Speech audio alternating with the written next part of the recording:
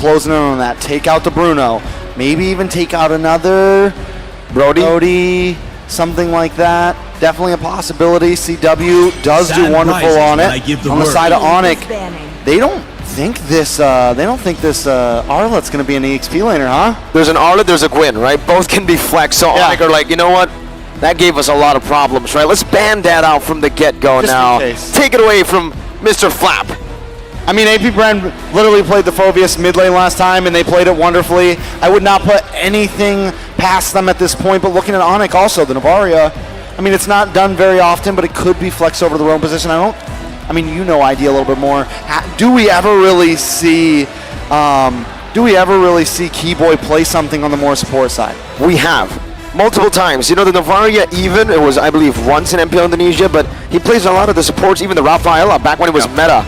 Yeah, that's how flexible he's been, right? He can use the healers, but also, that has just been banned away. No one moment, one win anymore. That was when we were, again, talking about, like, what is the win condition? Let's imagine here, well, that hero right there, just take it out of the picture. It's handled. Paquito also still taken out, focusing on that XP lane against Apbren here. Onic still trying to get this favorable matchup if they can. Now, one thing too is you guys talked about it, right? Really that kind of double mage setup. If the Novaria does go in the roam and then you can still provide something in the mid lane, you know, exactly what would that be? The fact that Valentina's taken out here, you have to work around that. Minotaur, though, going to be locked in for Apbren for that 4th pick. I almost feel like maybe they didn't plan on putting the Arlot, or if they did put it in mid, it was going to be flex. Coach Yeb's like, listen, either you're going to play that in the mid, or you're going to have a terrible EXP matchup. And they possibly force Ducky's hand into picking up the Minotaur because they don't want to have Novaria and whatever other mid they choose. They don't want to have Nolan deal with the disruption of the Arlot on the mid side. And this Minotaur was one of the reasons as to how Apbren was able to beat Onic in the group stages of SPS. Yeah, it can do work, of course. You know, it's in a similar fashion. You also provide some sustainability. But here's one of the answers, right? For these tanky heroes, the carry's going to be locked in and rounded out with a Grok. Wow, very interesting pickups here from Onic. They can't go for a 5-man implosion. Now they'll go for a 5-man knockup, maybe. Yeah. Big knockup, big damage. They have some early game potential. They have their late game covered. They have vision. They have the whole package here on the side of Apbren. Once again, very aggressive. Very, very aggressive, but in my mind, I feel like Onic has a lot of answers to what Apbren is bringing. Part of this, too, is the fact that, you know, I like the Grok not only because you're looking for wild charges, and how many wild charges have we seen actually secure objectives, right? That's one factor in it, because it adds this dynamic, too. When the Lord is up, you're already watching for one knock-up, now you gotta watch out for the wild charge, right? But also, it's a good peeling effect. Oh, here we go again. Once again. Apbren pulls through with an Odette pick. Okay, so me and Gideon were brainstorming this a lot the day that Odette got picked up. Yep. And a lot of it was, okay, it helps against a lot of heroes like the Joy, like the Nolan, because here's the thing. It's not, it supplies something that the Yve or the Farza could supply in a sense of zoning, but it's constant damage. You don't have to aim it. And she has the dash. She has a way to kind of dash back from the Nolan. And as long as their marksman can kind of hang out in that space, it is a very safe and free space to just unload. Great insights once again here on both drafts as we get loaded and ready once again to head into game number 2. Onic with a miracle play, able to take game 1 in the series, the best of 5 against Apbren. Despite all their efforts in game 1, how will Apbren adjust to even out the series 1-1 here as we get prepped and ready to see the series unfold one step closer to achieving that golden road for Onic here. Looks like we're going to take a little... There's a lot going on. Even Mobile Legends can't handle it right now. Okay, into the land of dawn. Game 2 ahead of us. Onic versus Apbren. It's 1-0 for Onic right now. You can already see the pressure from Keyboy. Doing some damage. Oh, a flicker as well. Burnt out by Keyboy here. But I do want to talk a little bit more about this Odette. In the matchup that we saw previously when Few picked this up, the Odette was also picked up against the carry. So now it's an assassin and a carry, right? Two very, very vulnerable targets for the Odette to catch. Yeah, definitely very vulnerable. Carry has to try to move in, right? So it's definitely not going to be Carry's job to deal with few. Taking a look at the emblems, nothing too out of the ordinary. Boots going for the same exact setup as last time. CW does pick up a nice defensive emblem there. Make sure that if Carry needs to, it can kind of survive a little bit of a gank there. Taking a look at these items, CW as well doesn't go for the boots, whereas Super Marco does. Super Marco also going to pick up, going to go straight into possibly the defensive boots there. So a slightly different route than normal.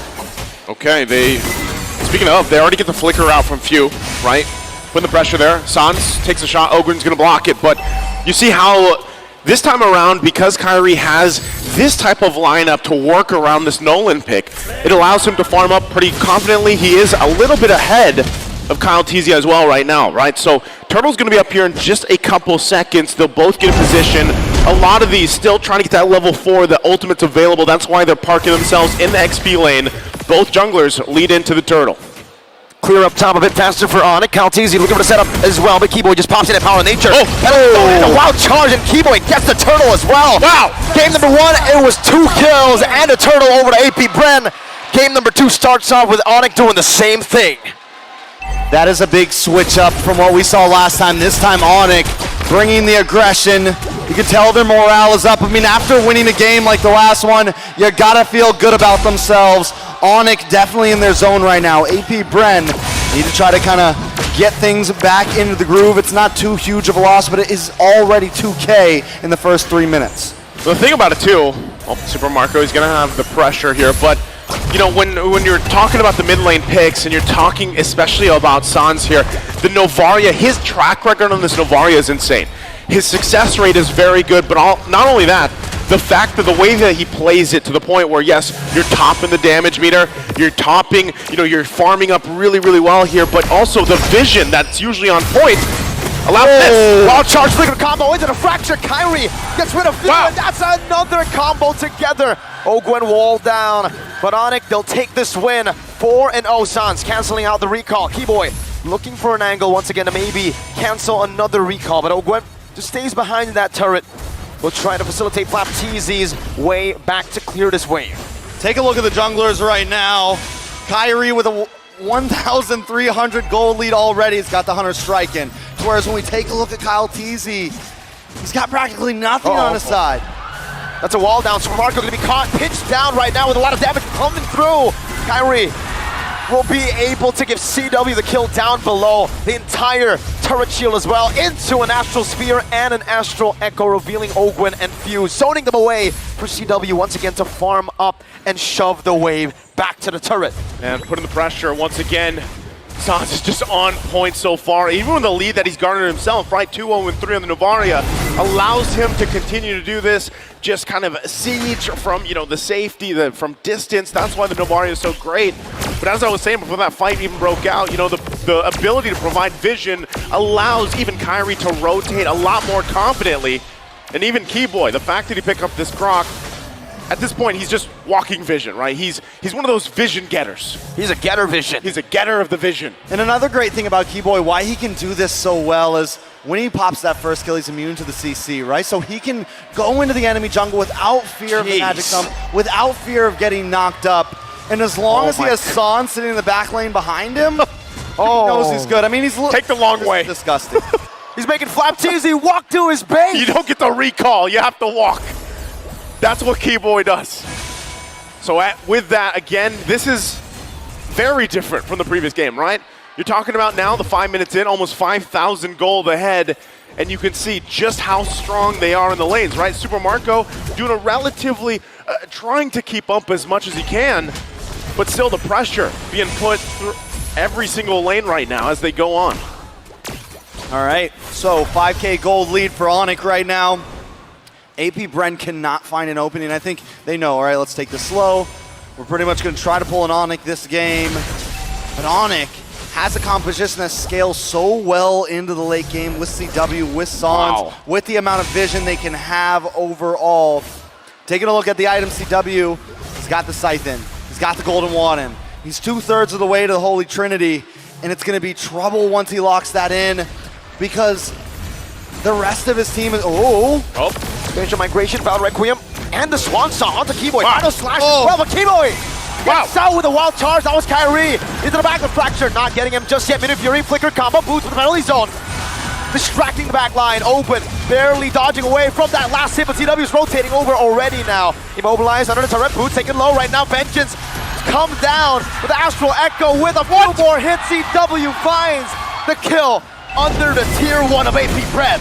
Onic Esports goes from getting caught off guard to completely responding, finding a kill, and almost a tower for themselves. Oh, Keyboy. Are they going to be able to make it another one? That's a knockup, but Keyboy's still chasing. He's chasing. He's hungry. Few gets the dash. Super Marco gets Few out, but all that, while that was happening, Onic took what? Keyboy with a wall onto Few.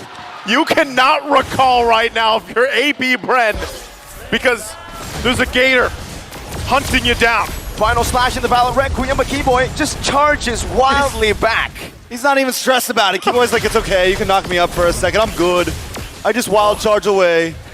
No problems. And now, Onic are at their average. This is the average, right? But now it's only 7 minutes in.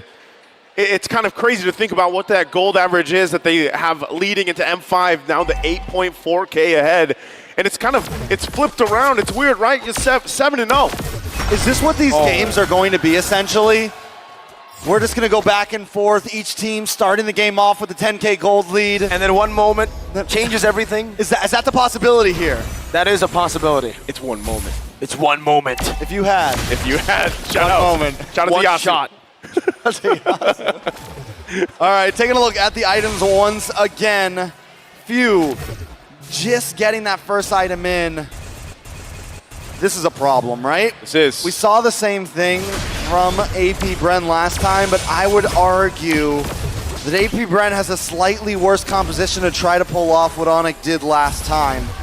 And Apbren didn't have the scaling capabilities that Onic has this time. CW is just getting involved into these team fights. It's only been a few minutes, and now that they're grouped up, now that they're ready to push in, it's going to present more and more of a problem.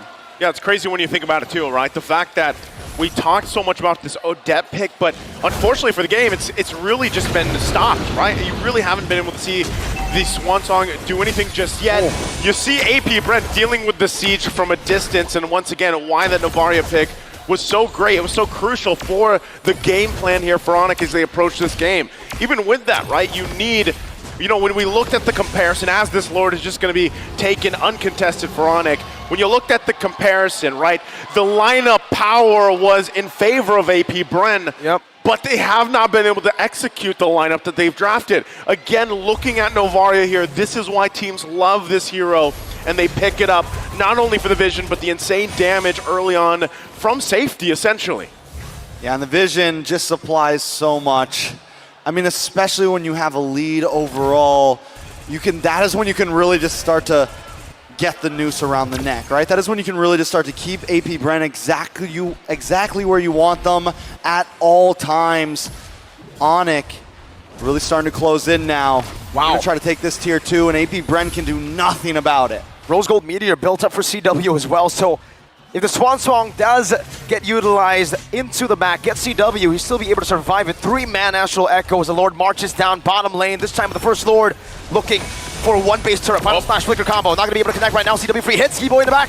This might be the zone into the wild charge. Keyboy taking low. Swan Song and the Minus Fury Boots caught in enemy territory. 1v4, but Lord was able to deal with the base turret. Now Super Marco's chasing Boots, but Boots is unkillable. He just walks out of there. The body of Smith. The BOS. The body of Boots. The body of Bob. Boots. The Bob.